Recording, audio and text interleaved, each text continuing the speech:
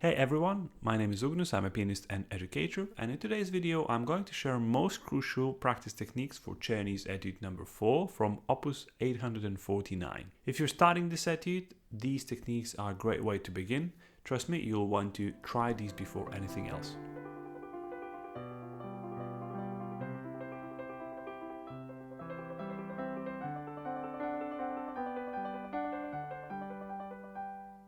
First of all, approach this etude like any other piece of music. Begin practicing very slowly, focusing initially on each hand separately.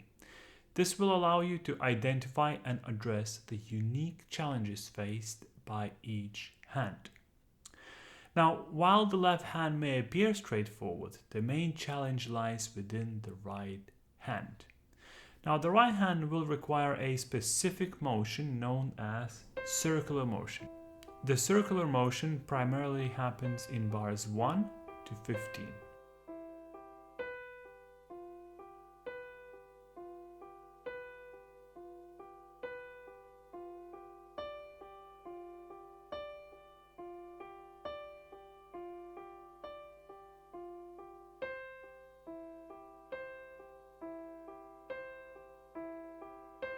So it's beneficial to practice this motion with emphasis and exaggeration. Now start at a slow pace and gradually increase the tempo. Remember, the slower the tempo, the wider the motion.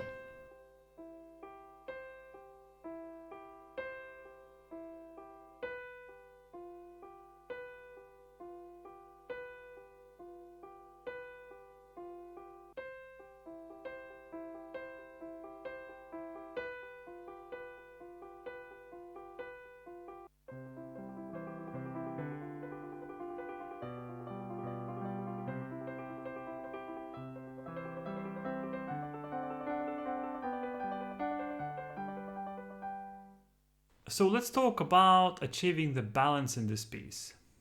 There are two aspects to consider for creating the best sounding piece of music possible. Firstly, we need to address the balance between the melodic notes and the semiquaver notes in the right hand. And then secondly, we need to ensure a balanced interplay between the right hand and the left hand. Now, to help you with that, try two approaches. Firstly, focus solely on core notes, omitting the semiquavers. You can use the pedal if you'd like to enhance the sound.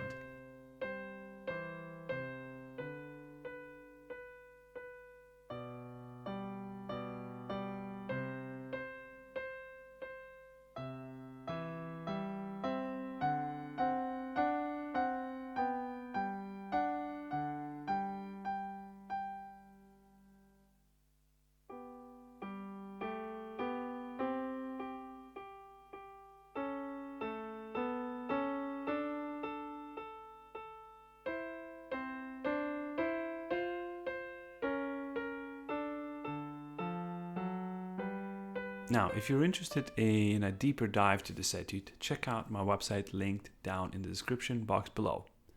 There you'll find a longer version of this tutorial where I cover the essential practice techniques to master this wonderful etude with an extra PDF to follow with my own personal practice annotations.